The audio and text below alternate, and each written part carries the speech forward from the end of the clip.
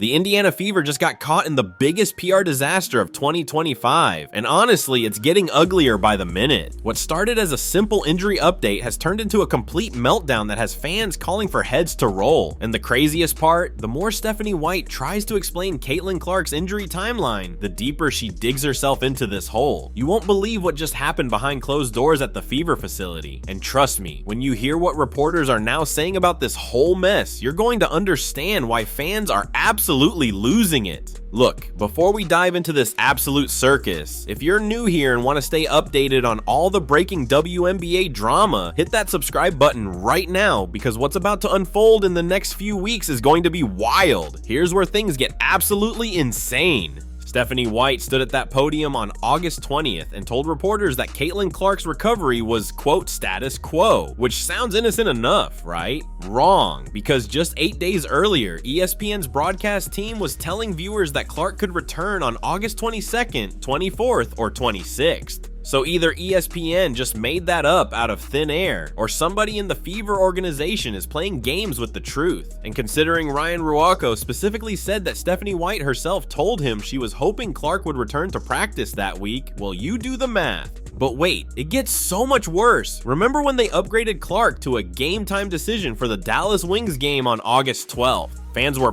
pumped, thinking their superstar was finally coming back. Then literally the next day, White comes out and says Clark hasn't even been practicing. How do you go from game time decision to not even practicing in 24 hours? Unless there's some kind of time machine in Indianapolis that we don't know about, this timeline makes absolutely zero sense. And here's the kicker that nobody's talking about. This is Clark's fourth muscle injury this season. Fourth, she went her entire college career without missing a single game, and suddenly in Indianapolis, she's breaking down like a 20-year-old Honda Civic. That's not just bad luck, folks. That's a pattern, and patterns don't lie, even when coaches do. The timeline gets even more suspicious when you look at the actual dates. Clark got hurt on July 15th against Connecticut in the final minute of the game. It was a nothing play, just a simple bounce pass to Kelsey Mitchell. But here's what's weird. The Fever initially said it was day to day. Then 2 weeks later, they changed it to out indefinitely. How does an injury get worse while you're supposedly recovering? Unless they completely misdiagnosed it from the start, which would be another level of incompetence entirely. Now let's talk about what's really going on behind the scenes, because sources inside the organization are starting to leak some pretty damaging information. Word is that Clark actually tried to come back too early around late July, re-aggravated the injury, and that's when everything went sideways. But instead of being honest about it, the Fever decided to keep feeding fans these vague updates that meant absolutely nothing. The hope is she's back, White keeps saying. Well, hope doesn't sell tickets, and it certainly doesn't explain why your franchise player has missed more games than she's played. What makes this even more frustrating is that Sophie Cunningham, who just joined the team this season, is already done for the year with her own injury. Clark even posted on Instagram saying, "Love you always, Soph," which was sweet, but it also reminded everyone that the Fever can't keep their players healthy. Two of their biggest stars, both out with injuries, and we're supposed to believe this is all just coincidence?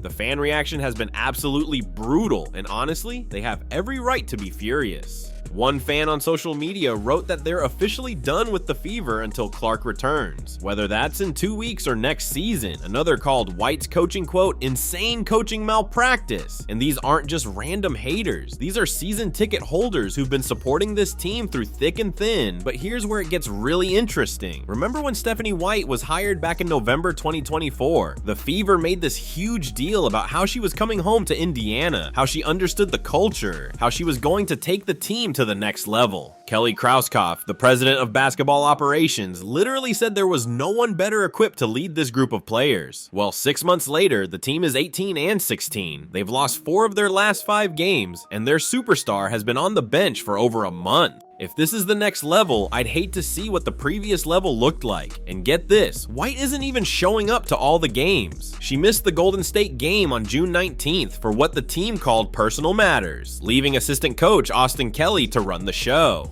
Now look, everyone deserves time for personal issues, but when your team is struggling and your star player is injured, maybe that's not the best time to be MIA. The medical staff deserves their share of blame too. How do you let a 23-year-old athlete add muscle so quickly that she ends up with 4 separate muscle injuries in one season? That's not a training program, that's negligence. Clark herself admitted this is the first time she hasn't felt like a young body that can just run around and sprint every day. That's a terrifying admission from someone who should be in their physical prime. Let's also not forget the elephant in the room here. The WNBA absolutely needs Caitlin Clark on the court. She's not just the Fever's best player, she's the league's biggest draw. When she plays, arenas sell out. When she doesn't, you can hear crickets in some of these buildings. The league literally scheduled the All-Star game in Indianapolis this year because of her, and then she couldn't even play in it because of injury. That's millions of dollars in lost revenue and countless disappointed fans who bought tickets specifically to see her. And speaking of money, let's talk about what this injury saga is really costing everyone. The Fever have 17 home games left this season. If Clark misses all of them, that's potentially millions in lost ticket sales, merchandise, and concessions. Not to mention the TV ratings, which tank whenever she's not playing. ESPN didn't pay all that money for WNBA rights to show Fever games without Caitlin Clark.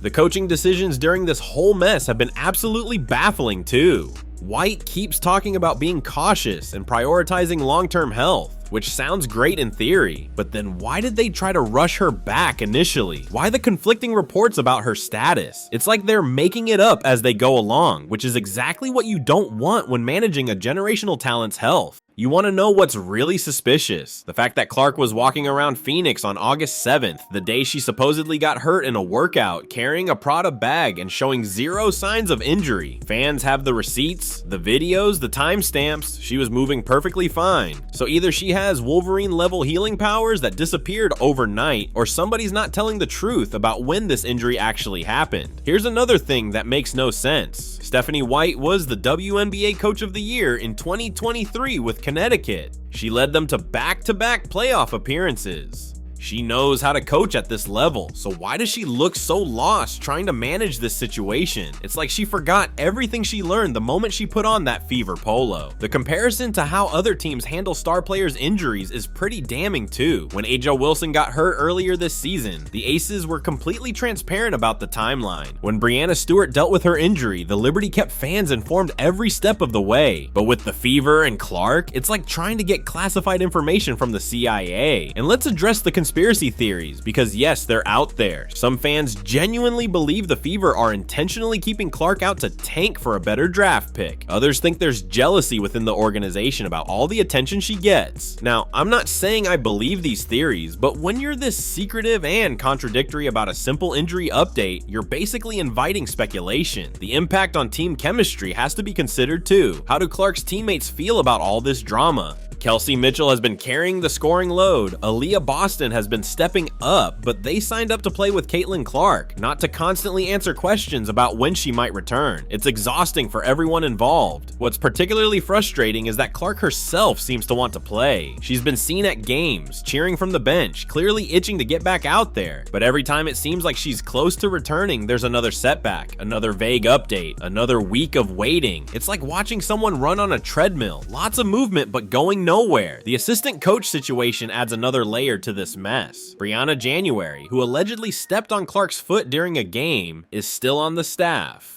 Austin Kelly, who had to take over when White was absent, is trying to keep things together, but there's clearly dysfunction in this coaching staff, and it's affecting everything from injury management to game planning. You know what really gets me? The fact that this was supposed to be Clark's breakout season. After winning Rookie of the Year, she was primed to take that next step, maybe even compete for MVP. Instead, she's played 13 games out of 34. That's not a season, that's a cameo appearance. And every game she misses is another opportunity lost to develop chemistry with her teammates and establish herself as the face of the league. The draft implications are interesting too. The Fever used their 2025 draft picks on defensive players, clearly trying to build around Clark's offensive brilliance. But how can you build around someone who's never on the court? It's like buying furniture for a house that hasn't been built yet. Listen, I get that injuries happen in sports, but the way the Fever have handled this whole situation is a masterclass in how not to manage public relations. Every contradictory statement, every vague update, every changed timeline just adds fuel to the fire. And now they've got a fan base that doesn't trust them, media members who are openly mocking them, and a superstar who's probably wondering if she's in the right place. The timing couldn't be worse either. The WNBA is having its biggest moment ever. Attendance is up, TV ratings are through the roof, and new fans are discovering the game every day. But instead of riding that wave, the Fever are drowning in their own incompetence. They had the golden goose, and they're somehow managing to kill it with terrible injury management. And here's what nobody wants to say out loud, but everyone's thinking, what if this affects Clark's long-term future with the team? She's under contract, sure, but stars have ways of making their unhappiness known. If she feels like the organization isn't protecting her health or being honest with the fans, why would she want to stay? The Fever could literally lose the best thing that's ever happened to them because they couldn't figure out how to properly manage a groin injury. The comparison to her college days at Iowa is stark. She played every single game there, rarely even sat out in blowouts, and never had these kinds of muscle injuries. The moment she gets to Indianapolis, she's falling apart. That's not a coincidence. That's an indictment of the Fever's training and medical staff. Someone needs to be held accountable for this. Stephanie White's reputation is taking a massive hit too. She came in as this hometown hero, the former Purdue star who was going to lead Indiana back to glory. Instead, she's become the face of this dysfunction. Fans are calling for her to be fired after less than a season. That's how badly this has been handled. The league office has to be watching this with serious concern. They've invested heavily in marketing Clark as one of the faces of the WNBA. She's in commercials, on billboards, featured in every promotional campaign, and now she's been invisible for over a month with no clear return date. That's a marketing nightmare that affects the entire league, not just the Fever. You want to know the truth? This whole situation could have been avoided with simple honesty. Just tell fans she re-aggravated the injury and needs 6 to 8 weeks to fully recover. Set realistic expectations and stick to them. Instead, they've created this web of confusion that gets more tangled every time White opens her mouth. The August 26th date that ESPN keeps floating, at this point, who even knows if that's real? We've been burned so many times with potential return dates that fans have stopped believing anything. The boy who cried wolf has nothing on the Fever's injury updates. And let's not ignore the physical toll this is taking on Clark. Every time she tries to come back too soon and has a setback, that's more damage to her body. She's 23 years old. She should have another decade plus of elite basketball ahead of her. But if the Fever keep mismanaging her health, that career could be significantly shortened. The other players in the league have to be watching this too. If you're a free agent, are you really going to want to sign with a team that handles injuries this poorly? The Fever are basically creating their own negative recruiting with every bungled update and contradictory statement. What makes this even worse is that the Fever actually had momentum before all this happened. They'd won some big games, Clark was playing at an all-star level when healthy, and fans were excited about the direction of the franchise. Now it's all fallen apart. The team is struggling without her. Fan confidence is at an all-time low, and nobody knows when or if things will get better. Here's my prediction, and mark this down. If Clark doesn't return by September 1st and play at least a few games before the playoffs, this season is going to be considered a complete disaster. Not just disappointing, but a full-on organizational failure that could set the franchise back years. Because once you lose fan trust, it's incredibly hard to get it back. The sponsors have to be getting nervous too. Companies paid big money to be associated with Caitlin Clark and the Fever. They're not getting the return on investment they expected when their star player is sitting on the bench in street clothes for half the season. Don't be surprised if some of them start reconsidering their partnerships. And finally, let's talk about what this means for the playoffs. Even if the Fever make it, and that's still an if at this point, what chance do they have without a healthy Clark? Or with a Clark who's been rushed back and isn't at full strength? They're basically setting themselves up for another first-round exit, which is exactly what happened last year when they got swept by Connecticut. The bottom line is this: the Indiana Fever have completely botched the handling of Caitlin Clark's injury, and everybody knows it. From the contradictory timelines to the vague updates to the coaching absences, it's been a disaster from start to finish. And the worst part, it was all preventable. All they had to do was be honest, be consistent, and put their players' health first. Instead, they've created a controversy that's overshadowing everything else about their season. So what happens next? Your guess is as good as mine. Maybe Clark comes back in a week and everything's fine. Maybe she doesn't play again this season. Maybe Stephanie White gets fired. Maybe the medical staff gets overhauled. The only thing we know for sure is that Fever fans deserve better than what they've been getting. They deserve transparency. They deserve honesty. And most of all, they deserve to see their superstar on the court. If you think the Fever need to completely clean house after this disaster, hit that like button right now and make sure you're subscribed with notifications on, because when Clark finally does return, or when the next shoe drops in this saga, you're going to want to hear about it immediately. This story is far from over, and honestly, it might get worse before it gets better. The Indiana Fever wanted to be the center of attention in the WNBA. Well, they got their wish, just not in the way they hoped.